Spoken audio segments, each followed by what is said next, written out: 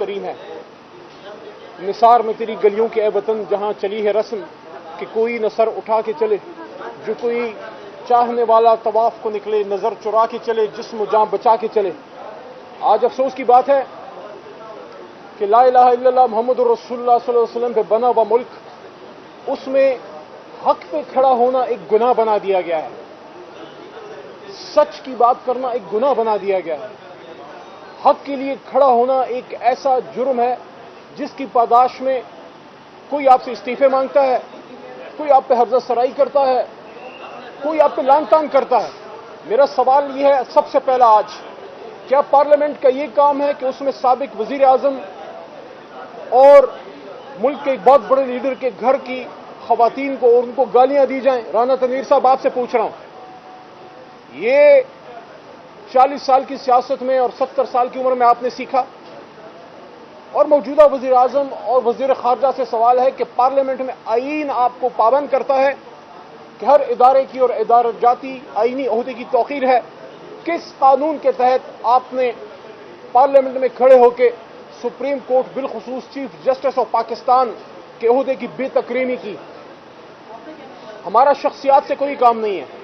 آج محترم عمر عطا بندیال صاحب ہیں، ماضی میں کوئی اور تھا، مستقبل میں کوئی اور ہوگا۔ ہم عہدے کی بات کرتے ہیں، ہم پوسٹ کی بات کرتے ہیں۔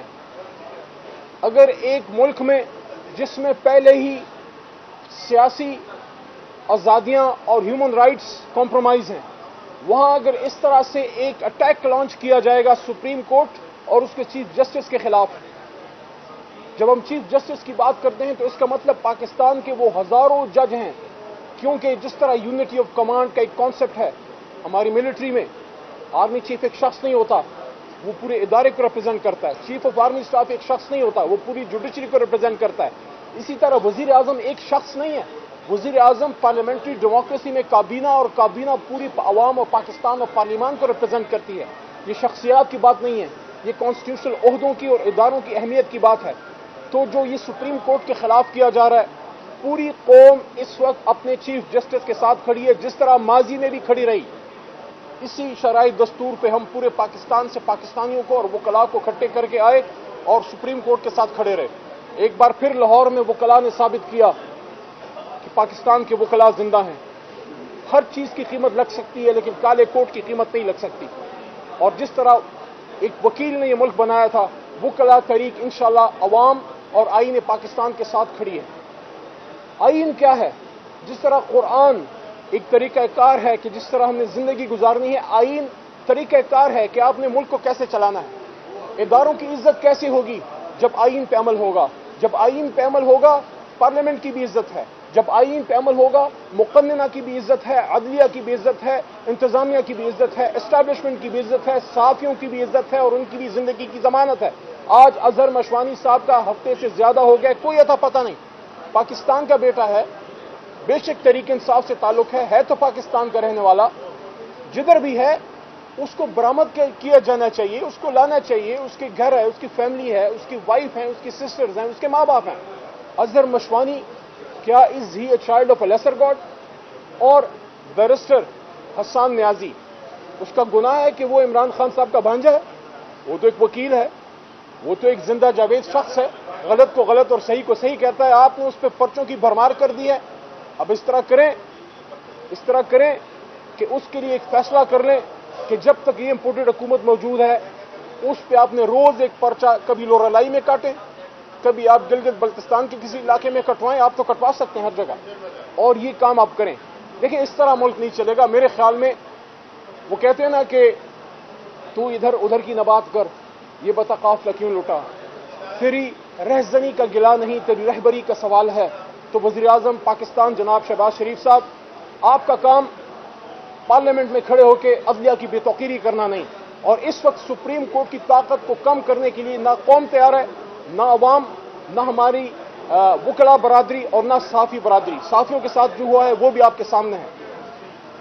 مسلم لیگ نون کی نائب صدر جلسوں میں کھڑے ہو کے ججوں کی بے توقیری کرتے ہیں، نام لے لے کے۔ ان کے والد محترم سابق وزیر اعظم جلسوں میں ذمہ دار عہدوں کی جس طرح بے توقیری کرتے ہیں اسٹیبلشمنٹ سے متعلق، وہ بھی آپ کے سامنے ہے۔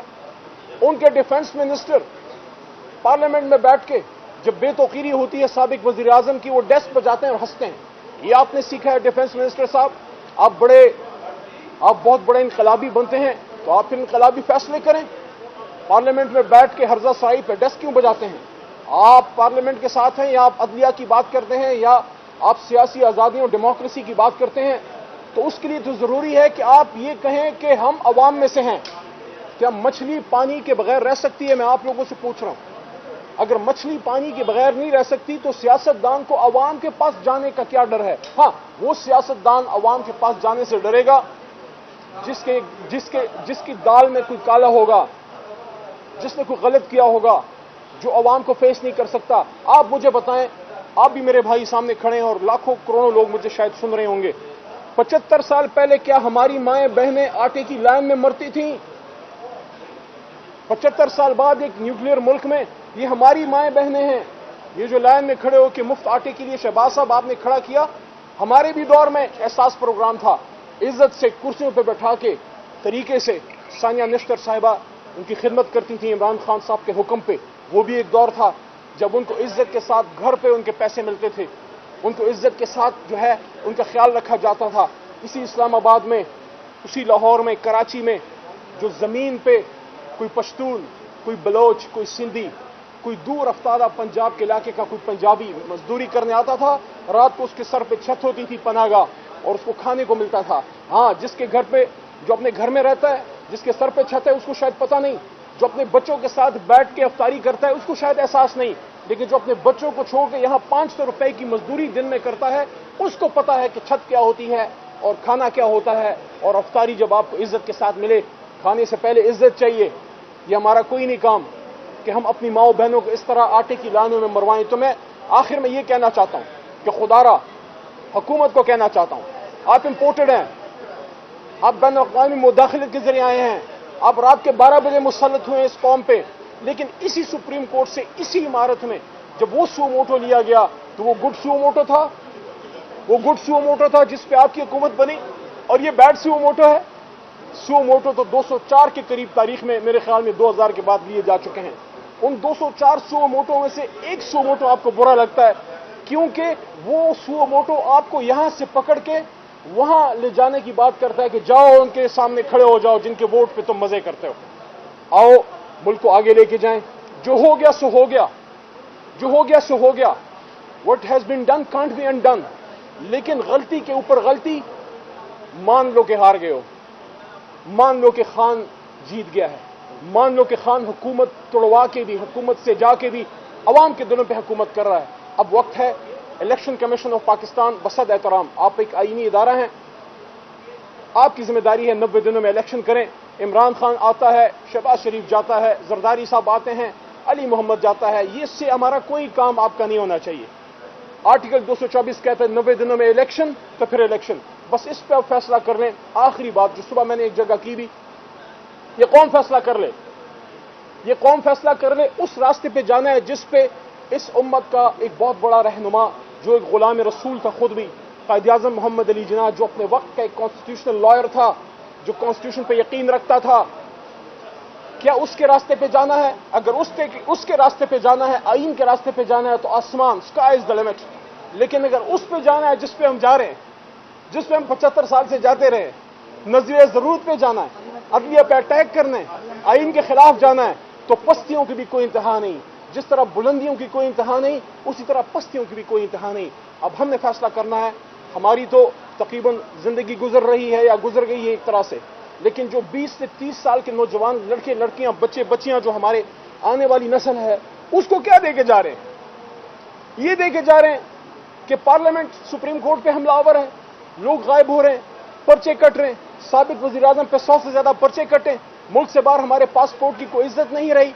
दुनिया में इस साल, इन दिनों 2 आलमी इस्लामी कॉन्फ्रेंसेस इमरान खान साहब ने की थी, इन दिनों 2 आलमी इस्लामी कॉन्फ्रेंसेस, और इस साल लाइन में हमारी माएं आटों के लिए खड़े के जो मर रही हैं।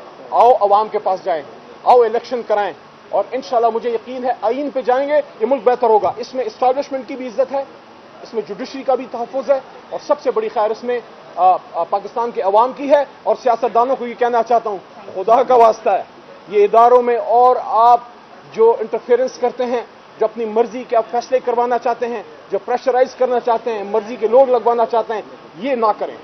آپ کا کام عوام کو ریلیف دینا ہے, آپ کا کام ان کی زندگی بہتر کرنا ہے, اکانومی بہتر کرنا ہے, ان کو ایجوکیشن چاہیے. کروڑوں بچے آج بھی اسلام آباد میں چوکوں پہ ہماری مائیں افطاری کے لیے ہاتھ پھیلائے کھڑی ہیں. کون اس کا ذمہ دار ہے؟ اللہ نہیں پوچھے گا, مجھ سے بھی پوچھے گا, عمران خان صاحب سے بھی پوچھے گا.